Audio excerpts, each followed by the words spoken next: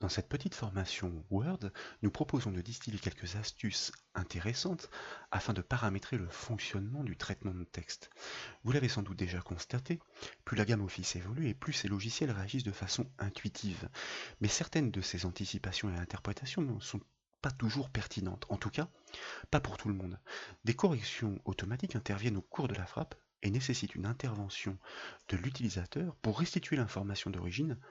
Parfois, en revanche, elles sont très bienvenues.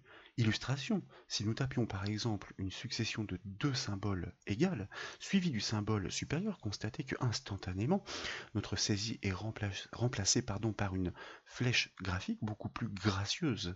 Et donc, il n'est pas nécessaire de devoir insérer un élément graphique ou un caractère spécial. De la même façon, et on va dire manipulation plus usuelle dans l'expression a-t-elle, nous ne prenons pas le soin de taper les traits d'union. Constatez qu'à validation, eh bien Word va les intégrer, les ajouter pour nous-mêmes. La manipulation est donc rendue beaucoup moins fastidieuse car nous ne sommes pas obligés d'intercaler un tiret entre chacun des mots qui composent l'expression finalisée. Autre contexte, si nous tapions par exemple le verbe accumuler volontairement avec une faute d'orthographe, soit deux M, constatez que de façon transparente, à validation en enfonçant la barre d'espace, que cette faute est instantanément corrigée car elle est recensée comme les fautes les plus couramment commises. Ce terme est donc recensé dans une base de données à laquelle Word se réfère pendant la frappe, de manière à pouvoir scruter la saisie de l'utilisateur et engager ses corrections automatiques. Dans certains autres cas, en revanche, eh bien, ces corrections automatiques à la volée, comme par exemple ce point-virgule entre parenthèses, conduiraient à la construction d'une émoticône. Dans mon cas, ce n'est pas ce que je souhaite. Je suis obligé d'annuler par CTRL Z ou annuler directement depuis la barre d'accès rapide afin de restituer l'information telle que je l'avais saisie.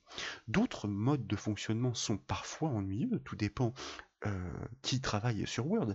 Illustration, si nous souhaitions saisir une expression entre guillemets, eh bien, comme vous le savez, les guillemets qui sont proposés par défaut ne sont pas forcément gracieux, il ne s'agit pas de ces guillemets anglais droit. Or, nous souhaiterions nous pouvoir les inscrire. Et vous constatez que nous n'avons pas le choix, d'autre choix que de les accepter.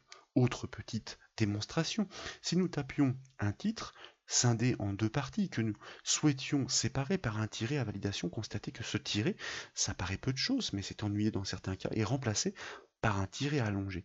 Je vous propose, dans un premier temps, de voir comme il est possible avec Word, une bonne fois pour toutes, de lui indiquer que nous souhaitons de vrais guillemets lorsque nous enfonçons la touche 3 du clavier, celle des guillemets, et que nous souhaitons conserver nos tirets tels que nous les avions paramétrés par la saisie. Pour ce faire, eh bien, nous cliquons sur l'onglet Fichier et tout en bas de la liste, nous pointons et cliquons sur la rubrique Options.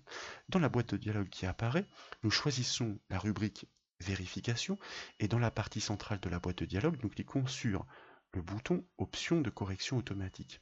Et dans cette nouvelle boîte de dialogue, nous allons activer son onglet lors de la frappe et constater qu'il y a effectivement des réglages par défaut qui sont d'ailleurs cochés.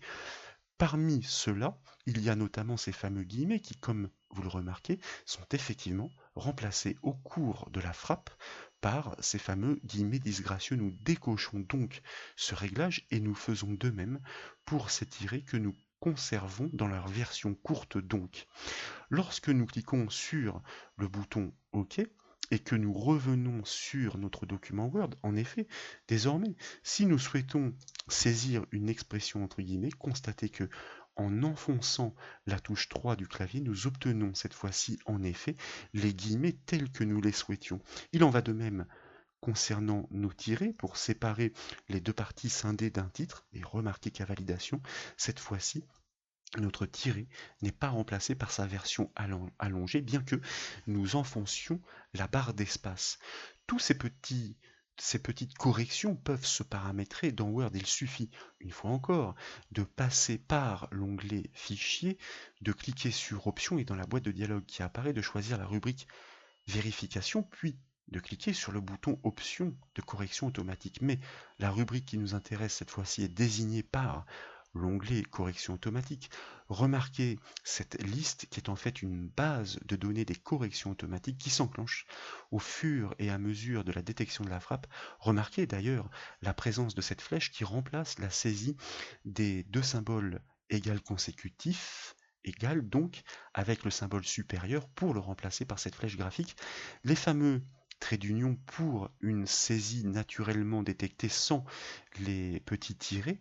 Et puis, si nous continuions effectivement de défiler dans cette liste, ben, nous y trouverions la correction automatique de la faute ainsi recensée accumulée avec les deux M. Ça veut dire que nous pourrions, nous, très bien, demander à Word à l'avenir, sur la frappe de certains caractères, eh bien, de déclencher la saisie d'expressions, la saisie de symboles, pourquoi pas, nous l'avions d'ailleurs démontré dans l'une des formations Word sur la chaîne YouTube par le biais d'une vidéo. Ce qui nous intéressait ici dans un premier temps, c'était effectivement de pouvoir faire ces paramétrages afin de retrouver une bonne fois pour toutes nos guillemets et éventuellement de faire en sorte que Word se comporte d'une façon convenable en ne remplaçant pas à la volée des choses que nous souhaitions. En revanche, si nous souhaitions, même si ce n'est pas du meilleur goût, je vous l'accorde ici, pouvoir débuter une saisie avec des listes à puces qui soient graphiques, comme ce petit symbole qui a été inséré, vous voyez, directement dans l'un des paragraphes, eh bien nous allons sélectionner ce petit symbole suivi d'un espace pour dire à Word, tiens, quand je vais taper les deux lettres L était pour liste, par exemple, suivi d'un espace, eh bien je voudrais que tu me restitues ce petit symbole graphique de manière à ce que je ne sois pas obligé de passer par mon ruban inséré pour insérer l'icône ou l'image correspondante et que je puisse ainsi personnaliser mon environnement de travail.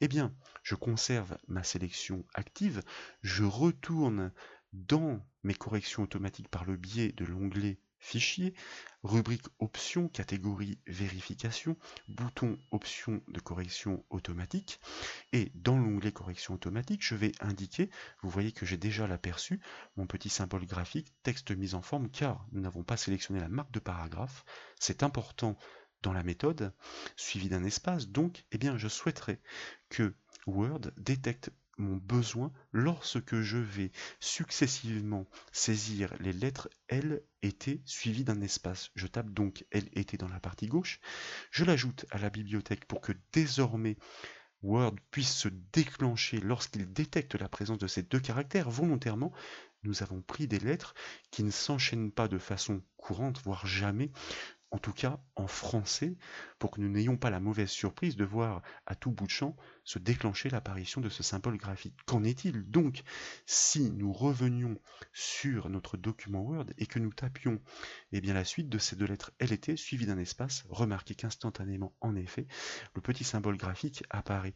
Tout cela pour vous dire que grâce à ces corrections automatiques, eh bien, nous pouvons paramétrer à notre guise notre environnement de travail sous le traitement de texte, de manière à pouvoir gagner du temps, gagner du confort, et lui indiquer que, eh bien, sur la saisie de paires de lettres, par exemple, il peut s'agir de 3 lettres consécutives ou de symboles pour déclencher, certes, des inscriptions graphiques, mais des expressions ou des phrases complètes, il s'agit de les ajouter dans la bibliothèque des corrections orthographiques.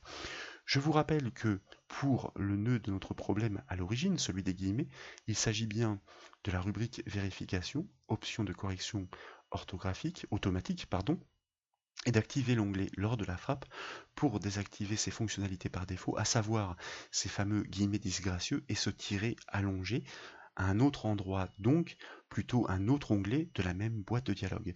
Voilà pour ces petites astuces de paramétrage, j'espère qu'elles vous ont plu. Si c'est le cas, comme toujours, je compte sur vous pour mettre un petit j'aime à la vidéo, et comme vous le savez, vous pouvez retrouver toutes les autres formations sur le site bombache.fr.